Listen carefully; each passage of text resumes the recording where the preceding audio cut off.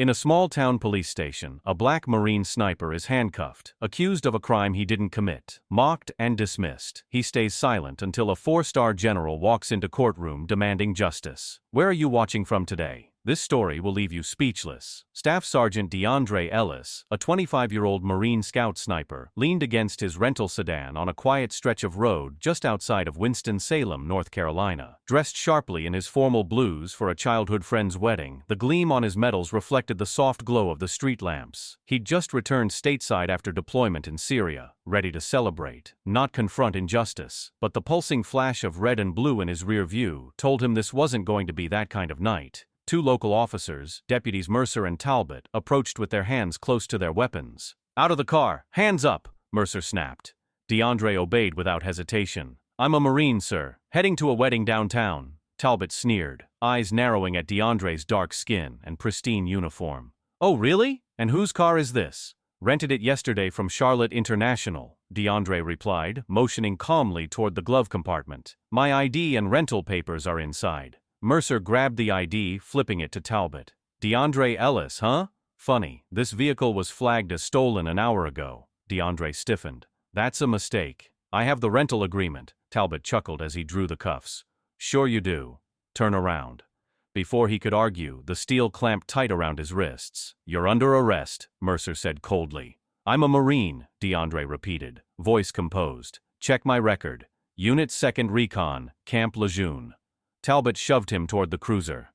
Back at the precinct, DeAndre sat silently in a holding cell, his dress uniform wrinkled, head low but mind razor-sharp. Mercer leaned against the bars, grinning. "Sniper, huh? Probably got that suit at a costume shop." DeAndre said nothing. His training echoed in his head. Breathe, endure, wait. His confiscated phone held one number that mattered. Not the president, not the press. His father, General Malcolm Ellis, a decorated four-star based at the Pentagon. As a kid, DeAndre had watched his father break every barrier the military threw at him. "They can doubt your rank," Malcolm once told him, "but they can't take your truth." DeAndre's one call went to his younger sister, Kiara, a pre-law student at Georgetown. "Kia, it's me," he said quietly. "They've got me in Winston-Salem. False arrest. Let Dad know." Her voice cracked with rage. "They what?" "I'm calling him now." She hung up, dialing her father's direct line. "Dad, they arrested DeAndre. They're saying he stole a rental car. He was on his way to a wedding, in full uniform." Malcolm's voice dropped. "Tell him to hold. I'm coming." Moments later, he called his aide. "I need transport to North Carolina. Get me the full-service dossier on Staff Sergeant Ellis. Every commendation, every deployment." Back at the station, Talbot and Mercer processed the paperwork with smug disinterest. "That uniform doesn't prove a thing," Talbot muttered as he typed. Sergeant Holloway, the older officer at the desk, squinted at the screen. "Kid's got no priors, claims to be active duty." "Please," Mercer replied, rolling his eyes. "You can print a fake ID online these days." DeAndre heard every word, but didn't flinch. He focused on the concrete under his boots, knowing exactly what was coming. Outside, Kiara stepped through the station doors, clutching her binder and phone. "I'm here for my brother, DeAndre Ellis. He's a U.S. Marine, and this arrest is a legal disaster." Mercer looked up, smirking. "Another Ellis? What, you a colonel or something?" Kiara stared him down. "You'll find out soon."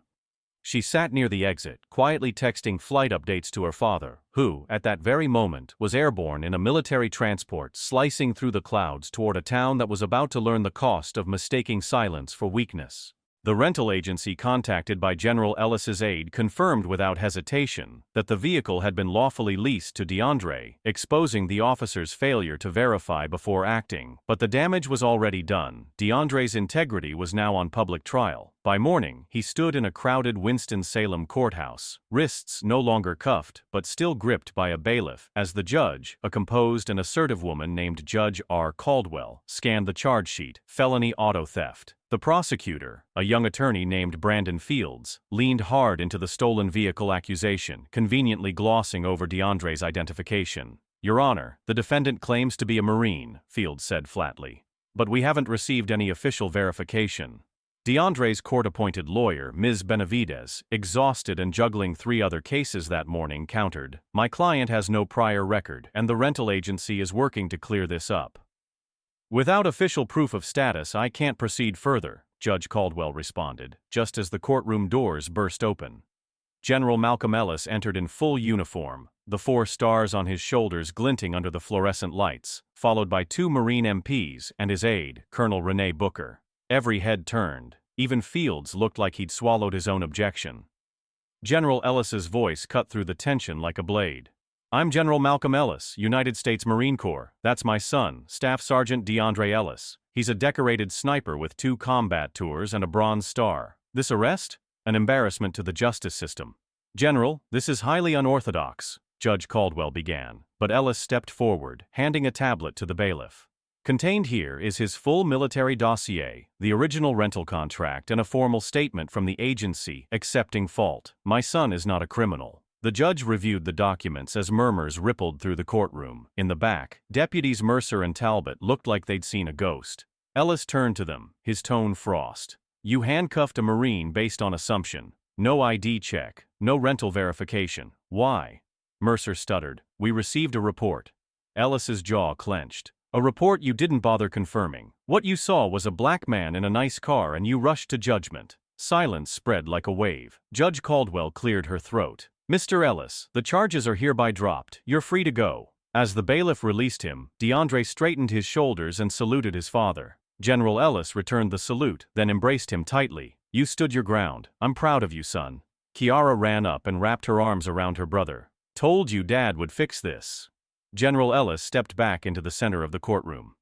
This isn't just about my son, it's about every black man treated as guilty before innocent. Your Honor, I'll be filing a formal complaint against the precinct and expect a public apology. Outside, a sea of reporters waited, cameras flashing as Ellis stood flanked by DeAndre and Kiara. My son has served this country with honor, yet, because of his appearance, he was treated like a threat. We demand accountability not just for him, but for everyone else this could happen to. Meanwhile, Mercer and Talbot slipped out the side exit, avoiding the press, their jobs hanging by a thread. After pressure from Ellis's office, the department launched an internal investigation and rolled out mandatory anti-bias training. Days later, the Winston-Salem police issued a public apology, citing procedural oversights in the arrest. DeAndre returned to his unit, honored by fellow Marines at a rescheduled wedding. Kiara, moved by what she witnessed, committed herself to defending victims of wrongful arrests. Back at the Pentagon, General Ellis began pushing for a national program pairing military liaisons with local law enforcement to prevent future incidents. The Ellis family's stand became a spark, igniting overdue conversations about race, service, and dignity. Though DeAndre's handcuffs were unjust, his quiet strength wasn't. That strength, standing tall, enduring without hate, turned humiliation into momentum for change. The apology was just the first step. The Ellis legacy showed the world that honor doesn't come from medals, it comes from refusing to stay silent. So, how often do we judge before we understand? DeAndre's story dares us to look deeper. If this message resonated with you, hit that like button and subscribe for more stories that elevate voices, challenge assumptions, and prove that the most powerful protest is standing in truth. Let us know in the comments. Where are you watching from? And have you ever seen someone's truth get ignored? Tomorrow's story may be the one that opens your eyes next.